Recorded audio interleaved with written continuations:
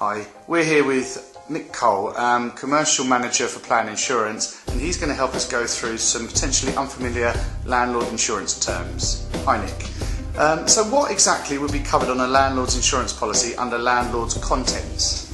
Well, it's pretty much, I would say, like if you have your own home and you want to insure your own contents, other than when you're a landlord, the difference may be that you either let a property furnished or unfurnished.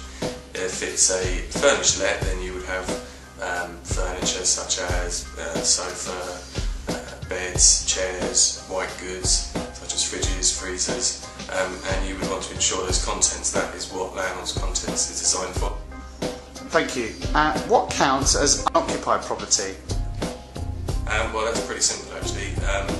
Whether it be a commercial or a residential let, it's when the property has become unoccupied for either 30 days or 60 days, depending on the insurer's policy. So what can commercial plan insurance help to offer cover for unoccupied property? Actually, we have a couple of schemes where they specialise in unoccupied property. Ordinarily, most insurance companies, if they will offer cover, will do so on a restricted basis, so purely fire, lightning, aircraft, explosion, earthquake and property owners liability only. However, we do have a carrier that will extend the perils to include storm, flood, subsidence, malicious persons, which can obviously be quite valuable if your property is unoccupied for a period of time. What does the term day one uplift mean?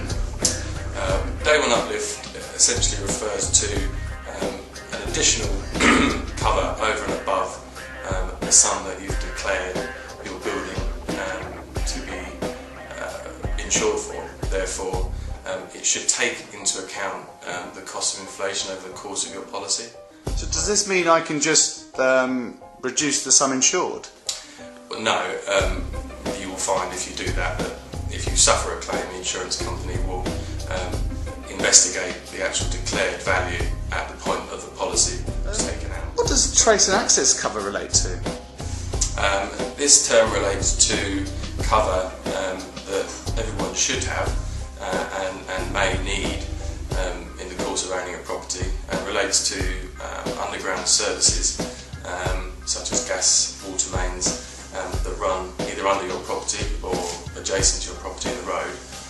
If one of these services fail and the gas board need to come out and dig the road up to gain access to the area that's been damaged, this can be quite a costly claim. A lot of policies will have this cover on, but you should take note that a lot of them are restricted to £1,000 or £5,000. And what does the policy that Plan Commercial offer? We have a policy with one of our carriers where trace and access is unlimited, and that's up to reasonable costs. So, you know, if it's reasonable and it's a £20,000 claim, then it will be safe. Why do landlords need landlord's liability insurance? This relates to cover called property owners liability, and all policies should have this cover at various different levels. It's very important that if you're a landlord or the owner of any building that you protect yourself against your legal liabilities that may arise. The easiest example may well be you fail to keep the roof in a good state of repair, tile falls off and hits a passerby on the head. So for people unfamiliar with various features of landlord's insurance, I guess it's worth speaking to a specialist with expertise like yourself. Thank you very much, Nick.